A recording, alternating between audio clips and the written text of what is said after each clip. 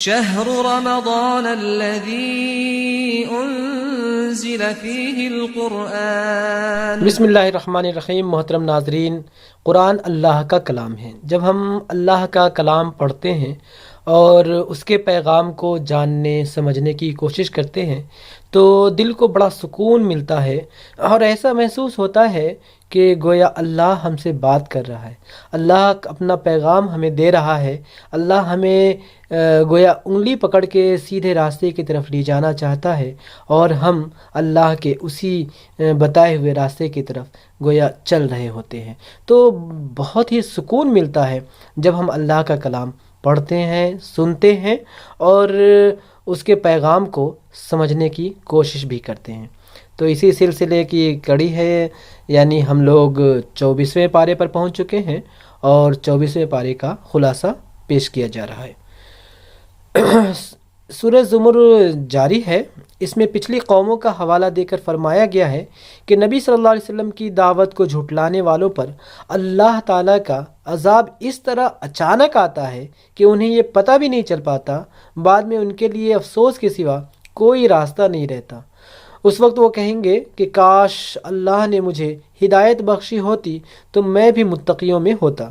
یا کاش مجھے ایک موقع مل جاتا تو میں بھی نیک عمل کرتا، اور یعنی آئندہ اگر کوئی موقع ملے تو میں بھی نیک عمل کروں۔ کافروں اور مومنوں کا انجام بتایا گیا ہے کہ کافر گروہ مطلب وہ جو گروہ ہے وہ ہانک کر لیے جائیں گے، یعنی مطلب ایک ہانک کر لے کر جایا جائے گا اور ان سے کہا جائے گا کہ جہنم میں داخل ہو جاؤ، یعنی جہنم کے دروازے پر لا کر کہا اس میں داخل ہو جاؤ جہاں تمہیں اب ہمیشہ ہمیش رہنا ہے۔ مومنوں کو بھی مطلب مومنوں کا جو گروہ ہوگا تو اس گروہ کی شکل میں لے جایا جائے گا، لیکن ان کے استقبال کے لیے جنت کے دروازے پر پہلے ہی سے کھلے ہوں گے اور جنت کے منتظمین ان کا استقبال کرتے ہوں گے اور استقبال کرتے ہوئے گویا کہیں گے کہ سلام ہو تم پر، بہت اچھے رہے، داخل ہو جاؤ اس میں ہمیشہ کے لیے۔ اہل ایمان کو ہدایت دی گئی ہے کہ اگر اللہ کی بندگی کے لیے ایک جگہ تنگ ہو گئی ہے تو اس کی یعنی اللہ کی زمین جو ہے وہ بہت ہی وسیع ہے، اپنا دین بچانے کے لیے کسی اور طرف نکل کھڑے ہو۔ نبی کریم علیہ الصلوۃ والسلام سے فرمایا گیا کہ کافروں سے صاف صاف کہہ دو کہ تم میرا راستہ روکنے کے لیے جو بھی کرنا چاہتے ہو کر ڈالو، میں اپنا کام جاری رکھوں گا۔ اس کے بعد سورہ مومن کا آغاز ہوتا ہے۔ سورہ زمر کے بعد فوراً ہی سورہ مومن نازل ہوئی ہے۔ یہ وہ زمانہ تھا کہ ایک طرف تو قرآن کی تعلیم اور دعوت کے خلاف طرح طرح کے سوالات کھڑے کیے جا رہے تھے اور شبہات پیدا کیے جا رہے تھے، دوسری طرف آپ صلی اللہ علیہ وسلم کو نعوذ باللہ قتل کرنے کی سازشیں رچی جا رہی تھیں۔ ایک مرتبہ تو عقبہ بن ابی معیط جو ہے، یعنی عقبہ بن ابی معیط، یہ آپ کی گردن میں نماز پڑھتے ہوئے کپڑا ڈال کر اسے بل دے کر آپ صلی اللہ علیہ وسلم کو مار ڈالنے کی کوشش بھی کی تھی، مگر عین وقت پر حضرت ابو بکر رضی اللہ تعالی عنہ پہنچ گئے اور انہوں نے دھکا دے کر اسے ہٹا دیا۔ قرآن کے خلاف ان سازشوں کے جواب میں فرمایا گیا ہے کہ اللہ کی آیات کے سلسلے میں صرف کافر لوگ ہی جھگڑتے ہیں، وہی جھگڑے میں پڑے رہتے ہیں۔ نیز یہ کہ نبی کریم علیہ الصلوۃ والسلام کی دعوت اور قرآن کی تعلیمات کو جھٹلانے کی یہ روش ان لوگوں کی مطلب یہ انہی لوگوں کی نہیں ہے۔ تو اس سے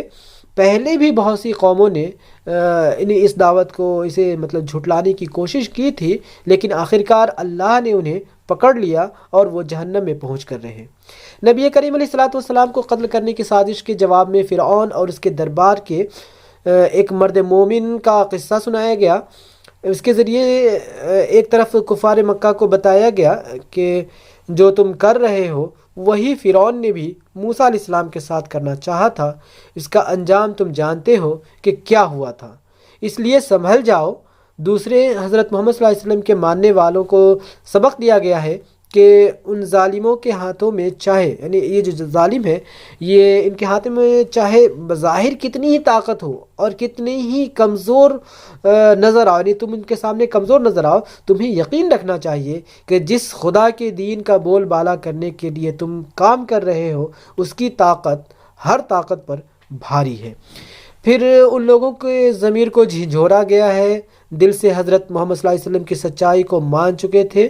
اور کفار کے ظلم و زیادتی بھی ان پر واضح ہو چکی تھی، لیکن پھر بھی وہ خاموش تماشائی بنے ہوئے تھے۔ ان سے کہا گیا ہے کہ جس شخص کا ضمیر مردہ نہیں، مطلب اس کا ضمیر ابھی مردہ نہیں ہوا ہے، تو اسے تو اٹھ کر وہ فریضہ انجام دینا چاہیے جو فرعون کے بھرے دربار میں اس کے ایک درباری نے اس وقت انجام دیا تھا جب فرعون نے موسیٰ علیہ السلام کو قتل کرنا چاہا تھا۔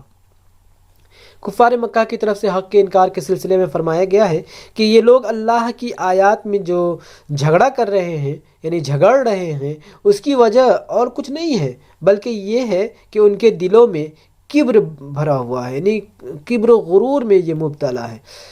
اس کے بعد سورہ حامیم سجدے کا آغاز ہوتا ہے۔ ایک بار پھر عتبہ بن ربیعہ نے مکہ کے سرداروں کے سامنے یہ پیشکش رکھی کہ وہ نبی کریم علیہ الصلوۃ والسلام کے پاس جا کر ان کے سامنے چند تجویزیں رکھ کر دیکھتا ہے کہ شاید وہ کسی ایک تجویز کو مان لے۔ ان کی اجازت ملنے کے بعد، یعنی یہ جو پلان تھا، اس کی اجازت ملنے کے بعد وہ اللہ کے رسول صلی اللہ علیہ وسلم کے پاس آیا اور کہا کہ میں کچھ تجویز لے کر آیا ہوں۔ آپ صلی اللہ علیہ وسلم نے فرمایا ٹھیک ہے، بتائیے، میں سنوں گا۔ اس نے کہا جو کام تم نے شروع کیا ہے اس کا مقصد مال حاصل کرنا ہے تو ہم سب مل کر تم کو اتنا کچھ دیے دیتے ہیں کہ تم ہمیں سب سے زیادہ مالدار ہو جاؤ گے۔ اگر یہ نہیں تو اپنی بڑائی چاہتے ہو تو ہم تمہیں اپنا سردار بنا لیتے ہیں، اگر بادشاہی چاہتے ہو تو ہم تمہیں اپنا بادشاہ بھی مان لیتے ہیں، اور اگر تم پر کوئی جن آتا ہے جسے تم ہٹانے پر قادر نہیں ہو تو ہم اچھے سے اچھے طبیب کو بلا کر تمہارا علاج کروا دیں گے۔ اس کی بات پوری سننے کے بعد نبی کریم علیہ الصلوۃ والسلام نے ارشاد فرمایا اچھا اب میری سنو۔ پھر آپ صلی اللہ علیہ وسلم نے بسم اللہ الرحمن الرحیم پڑھ کر سورہ حامیم سجدہ کی تلاوت شروع کر دی۔ آیت سجدہ پر پہنچ کر آپ صلی اللہ علیہ وسلم نے سجدہ کیا، پھر سر اٹھا کر فرمایا ابو الولید میرا جواب آپ نے سن لیا، اب آپ جانیں اور آپ کا کام۔ ان آیات کا اس پر اتنا اثر ہوا کہ اس نے سرداروں کے پاس جا کر کہا اللہ کی قسم میں نے ایسا کلام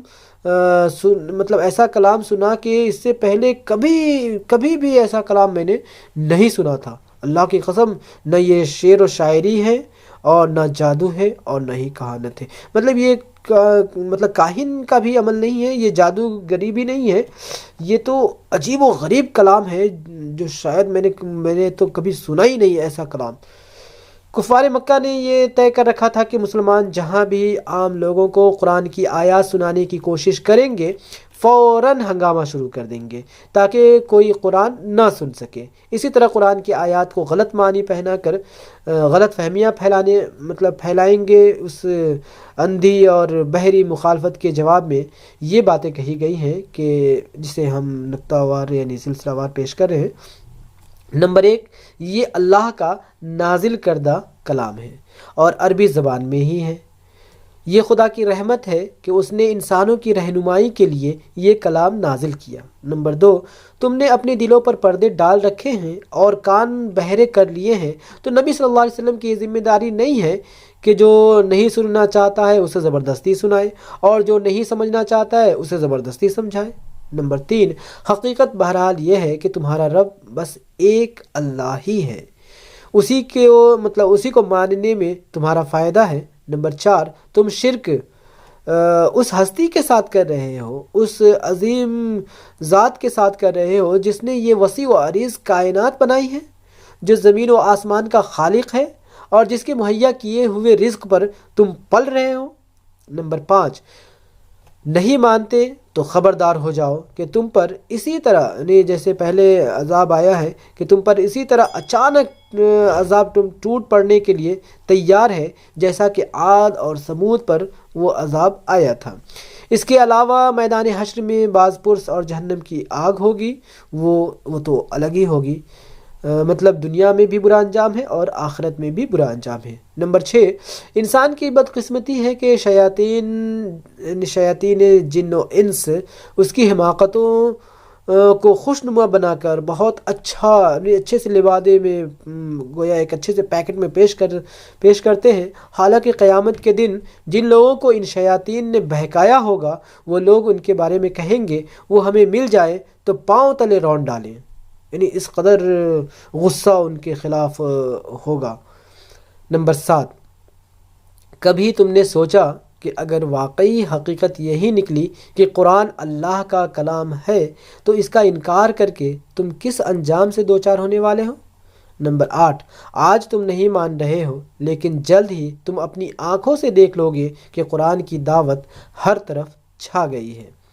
مسلمانوں کو بھی ہمت باندھی گئی ہے، انہیں تسلی دی گئی ہے کہ تم حقیقت میں بے یار و مددگار نہیں ہو، اللہ کو اپنا رب مان کر اس پر مضبوطی سے جم جانے والوں میں، اور اللہ کے فرشتے نازل ہوتے ہیں، جو ایسا کرتے ہیں اس پر اللہ کے فرشتے نازل ہوتے ہیں اور دنیا و آخرت میں ان کا ساتھ دیتے ہیں۔ تو گویا یہ تسلی بھرے جملے مسلمانوں کے لیے پیش کیے گئے ہیں۔ پھر نبی صلی اللہ علیہ وسلم سے فرمایا گیا ہے کہ دعوت کی راہ میں بڑی سے بڑی رکاوٹوں پر پریشان ہونے کے بجائے اخلاق حسنہ سے کام لیں، یہ ہتھیار مخالفین کو توڑ کر پگھلا دے گا، اور کبھی شیطان بھڑکانے کی کوشش کرے تو اللہ کی پناہ مانگے۔